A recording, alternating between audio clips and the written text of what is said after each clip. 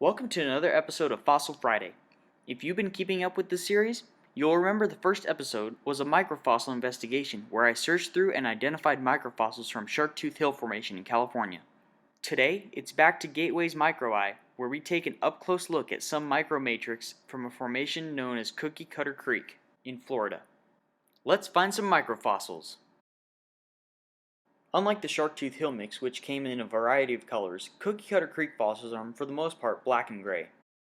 And you guessed it, the Cookiecutter name comes from the fact that cookiecutter shark teeth are found in this formation.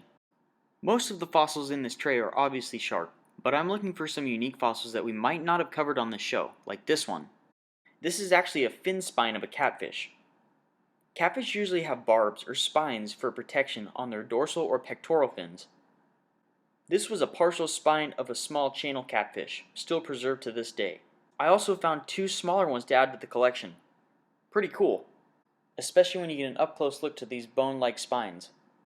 Catfish, of course, are bottom feeders and use their whiskers to hunt worms, snails, water beetles, and other small animals at the bottom of murky rivers or lakes.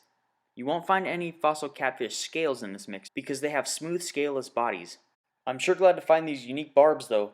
Off to a good start. This next fossil stood out right away because of its different color. Do you see it?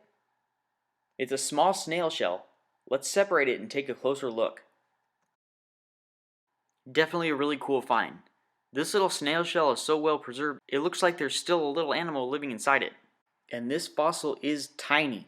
I don't think I would have been able to find it if it wasn't a different color from the rest of them. And they just keep getting smaller. I found two more of these awesome little snail shells. This one looks very similar to the first one I found. And I'm not kidding when I tell you how small these fossils are. These little shells could fit on the tip of a needle. Now here's a fossil I ended up finding a lot of, and I bet you don't know what it belonged to. I was a little bit confused when I first found him. This is actually a tooth. Can you guess what kind of animal it belongs to? This is actually the tooth of the freshwater drumfish. And there's plenty more where that came from. Drumfish have a mouth with some of the weirdest teeth I've ever seen. These flat, round, crushing teeth are really handy tools for eating animals like crawdads or snails with really hard shells. Now we can move our drumfish to the side and let's take a look at what else we can find in this mix. I see something very familiar right here. Perfect. If you saw our video last week, you'll know that this is a ray plate, possibly Myleobatis, or a bat ray. That rigid structure is a dead giveaway.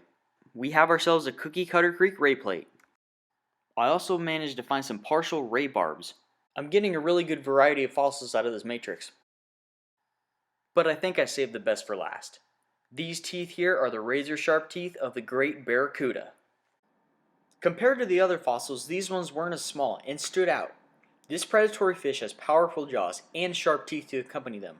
I'm so excited not to find one, but three of them. I'd say this micromatrix dig was a success. What was your favorite Cookiecutter Creek fossil? Tune in next week for videos just like this on Fossil Friday.